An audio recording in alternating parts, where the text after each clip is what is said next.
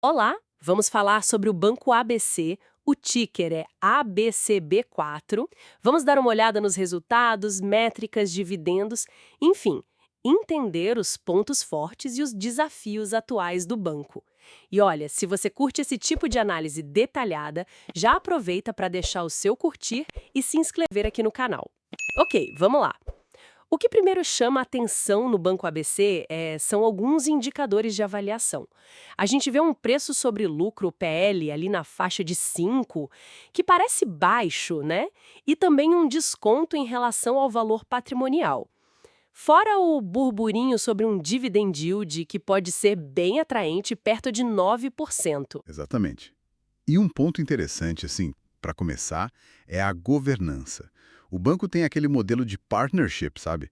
Os executivos têm uma participação relevante, coisa que 5,1% do banco. E ainda tem incentivos de longo prazo em ações. Isso, teoricamente, alinha bem os interesses deles com os dos acionistas, né? Porque o sucesso da empresa vira sucesso no bolso deles também. Faz sentido, sim. Esse alinhamento é sempre bom. Mas vamos olhar o negócio em si. Uma característica marcante é o foco, né? Eles atendem só empresas e de médio a grande porte. São os 4.753 clientes. Pode não parecer um número enorme de clientes, mas a carteira de crédito é bem parruda, 52 bilhões de reais, e vem crescendo historicamente algo como 10% ao ano. É bem diversificada também. Sim. Essa diversificação é um ponto positivo para diluir risco. Tem agronegócio com 22%, energia 13%, serviços 9%, enfim, bem espalhado. Só que um ponto que pesou no balanço mais recente foi o aumento da PDD, a provisão para devedores duvidosos. Subiu de 63 milhões para 79 milhões de reais. Isso acaba comendo uma parte do lucro, né? Entendi. Embora seja importante dizer que a inadimplência mesmo, aquela acima de 90 dias, continua baixa, controlada em 0,6%. É um nível bom. Certo, mas essa provisão maior impacta. E como é que ficou a margem financeira, aquela receita principal com juros? Chegou a 600 milhões de reais. Parece que teve um aumento na margem com clientes e ajudou também o CDI mais alto, remunerando patrimônio, né? Só que, por outro lado, o spread, aquela diferença entre o que o banco paga para captar dinheiro e o que ele cobra para emprestar, diminuiu.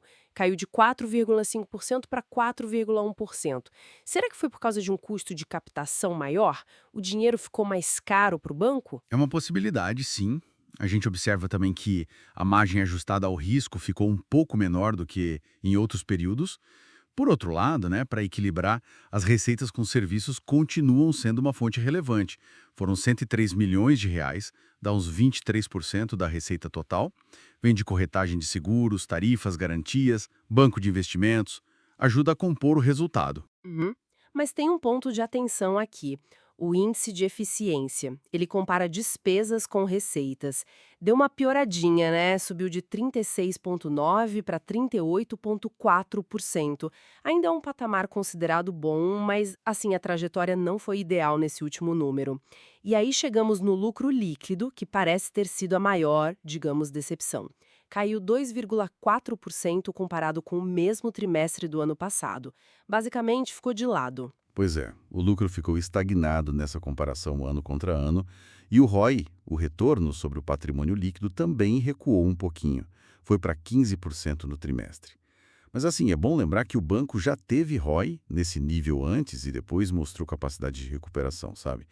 Olhando as projeções com base nesses números mais recentes, o pessoal estima um lucro de uns 950 milhões para este ano. Isso levaria a um preço-lucro esperado de 5,5, que ainda é baixo se a gente olhar o histórico do próprio banco. Certo. E aí, com o lucro meio parado, os dividendos ganham mais destaque ainda, né? O pessoal fica de olho nisso. A política do banco é distribuir 50% do lucro, o tal do payout de 50%. Isso levaria àquela projeção de R$ 2 por ação por ano.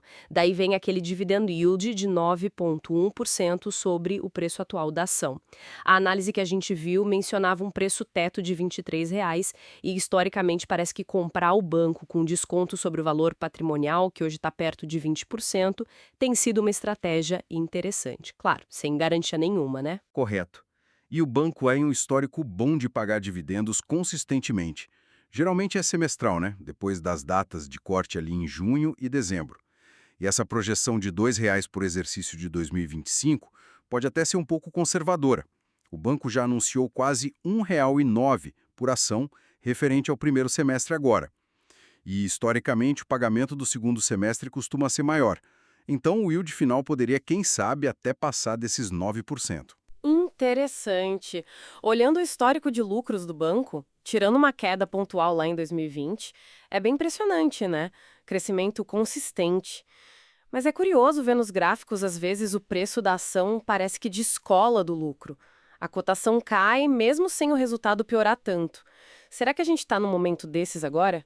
Poderia ser uma oportunidade. Esse tipo de descasamento entre o preço na tela e o valor que a gente calcula, o valor fundamental, é algo que muito investidor procura, né? O quadro geral que a gente vê é de um banco com resultados sólidos historicamente, mas que está passando por um momento de crescimento mais lateral nos lucros na comparação anual. A avaliação atual, com esses múltiplos baixos e um dividend yield alto, parece ser a contrapartida que o mercado está oferecendo. A dúvida é: será que o crescimento volta? Se voltar, a gente pode ver lucros e dividendos maiores lá na frente e um PL futuro ainda menor. Então, vamos recapitular nossa conversa sobre o banco ABC, ABCB4. A gente viu uma avaliação que, por alguns múltiplos, parece descontada, um foco bem claro em clientes PJ, né, empresas, uma carteira de crédito diversificada, mas também vimos desafios recentes, aumento das provisões, pressão nas margens e o resultado foi um lucro que andou de lado na comparação anual.